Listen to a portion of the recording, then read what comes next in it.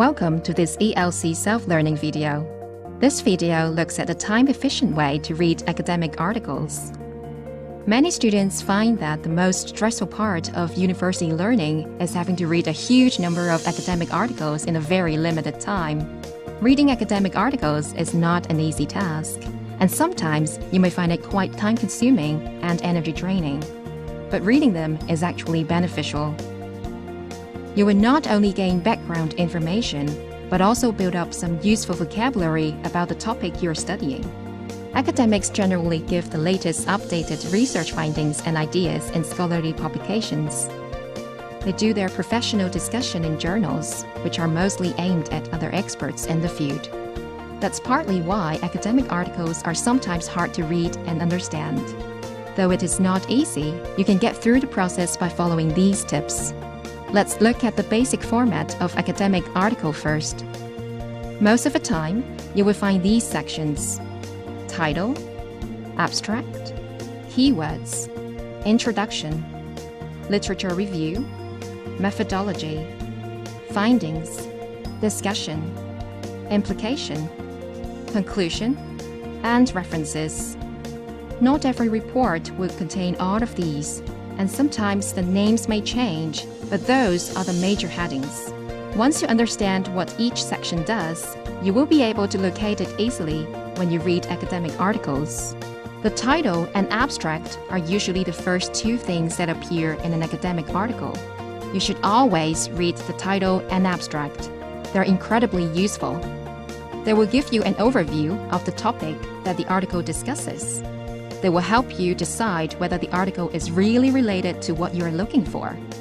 Then, you need to find the keywords if they are given, and the introduction.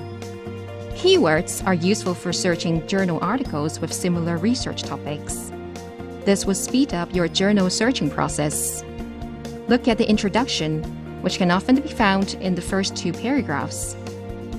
Here you can see the definition of the article title and what makes this research interesting. Therefore, the first four parts on the list are must-reads. The literature review usually comes after the introduction. Some academics call it literature or previous work.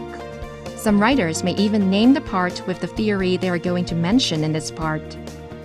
The literature review tells you the history of related research on the same topic. It might be interesting to you, but it is not necessary to read it to understand the article. Methodology is another part that you might skip at this stage. Some writers may call it method, research process, or procedure. This part refers to how the research was carried out. Advanced researchers often follow the steps the authors use to conduct their research and make comparisons between different research methods. However, this is not necessarily useful to you if you're looking for background information. Findings or results show you what the researcher got from the research process.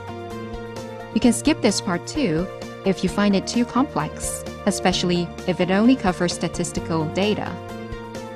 Discussion, implication, and conclusion may appear in articles separately or in one single part. I would highly recommend that you read through these parts. Discussion explains the results, often with everyday language, so you can easily read it and grasp the main idea. Implications or significance explains the relevance of the results for society. The conclusion highlights the key findings and major argument again. Some may also mention the limitation of the research and suggestions for future research in this part. Let's sum up what we have just gone through. In the must-read column, title, abstract, keywords, introduction, discussion, implications, and conclusion. In the column Read it when you are interested, literature review.